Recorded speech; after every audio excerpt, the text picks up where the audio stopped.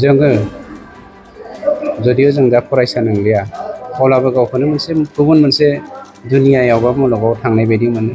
खोब गोजोननाय मोन्दों बेनि फरायसालिमानि इनभाइरनमेन्टखौ नुनानै आरो आब्रुथिखौ नुनानै आंनि गोसोआ रंजाखांनाय मोनो। सोलोंथाइ गैयै मानसिया इक'नमिकेलि ससियेलि जों जौगानो हाया बे बाथ्राखौ साफ्रोमबो मानसियानो कनफार्म जानानै फैबाय बा थिरां खालामनो हाबाय। क'क्राझार हिन्जावसा बा आइजो फरायसालिमानि मानग्रेड गोरायुं डक्टर आदाराम बसुमतारी बिथांनि खावलायनाय बायदियै बिथांनि फरायसालिमानि जा एडमिनिस्ट्रेटिभ स्टाफ रुम बे स्टाफ रुमनि दिनै जा दरखं खेवब्लांनाय हाबाफारि बे हाबाफारियाव बाहागो लानो मोननानै खोब गोजोननाय मोनदों। ओरैनो सरासनस्रायै फरायसालि मुलुगसोलोंसालि बेफोरबायदियाव थाङोब्ला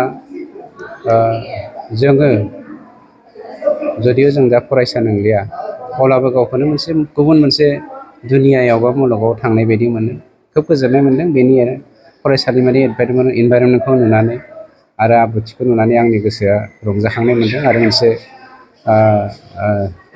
जिउआव सोलोंथाइया मोनसे हारिनि माबोरै सिनस्रि जानो हागौ बेनि मोनसे फोरमानखौ दिनै गोरबोआव मोनसे रिफिखांनाय फैफिनदों। क'क्राझार हिन्जावसा फरायसालिमायाव सरकारि बिथिङै मा फोजोबखांनायनि इनफ्रास्ट्राक्चारफोर फोजोबखांनायनि बेलायाव क'क्राझार हिन्जावसा फरायसालिमाल' नङा, बिटिआर हालामनि गासैबो फरायसालिमा आरो मुलुगसोलोंसालि जोंहा गंसे दङ आरो गुबुन फैबावगासिनो दङ सेन्ट्रेल इउनिभारसिटिबो। बेफोरखौ लानानै जों खोब कनसियास, मानोना मोनसे हारिया जौगानोब्ला इडुकेसनखौ जों बेकबन हिसाबै लानांगोन। गोदोनि दिनाव इक'नमिखौ बेकबन होननानै सानोमोन मोनसे हारिनि जौगाथायनि थाखाय, खिन्थु दिनैनि दिनाव जोङो सोलोंथाइ गैयै मानसिया इक'नमिकेलि ससियेलि जों जौगानो हाया बे बाथ्राखौ साफ्रोमबो मानसियानो कनफार्म जानानै फैबाय बा थिरां खालामनो हाबाय। गतिके जोंनि हालामखौ जौगाहोनायनि बेलायाव मानव गेदेर प्रमद बर' बिथांनि दैदेननायाव जोंनि सरकाराबो जेब्लायबो कनसियास। गोजोनथाव खौरां!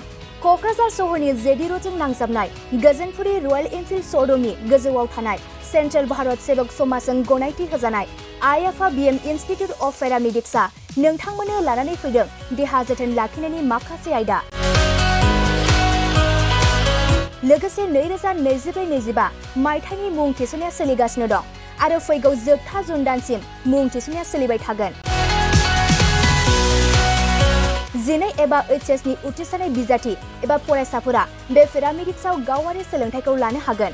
क'क्राझार सहरनि गोजोनपुरी एबा गांजेमा बाजारजों नांजाबनाय आइ-आफा बिएम इनस्टिट्युट अफ पेरामेडिक्सआ नोंथांमोननि थाखाय गोदान मुं थिसननाय आयदाफोरा जाबाय medical laboratory technology, first aid patient care and assistant nursing, OT technician, ICU technician, radiology technician. बेफोर कर्सखौ 2 बोसोरनि गेजेरावनो आबुं खालामनानै BSS जों गनायथि होजानाय डिप्ल'माखौ लानो हागोन। लोगोसे गासैबो डिप्ल'माखौ लानायनि उनाव सोरखारि साख्रि मोननायनि सुबिदाबो दं। जुदि नोंथांमोना बेफोर कर्सनि थाखाय गोदानै मुं थिसननो गोसो दंब्ला आइ-आफा बिएम इनस्टिट्युट अफ पेरामेडिक्सनि 9395899391 एबा 9821663110 मबाइल नम्बराव थोंजों सुलाद लाहरनो हागोन।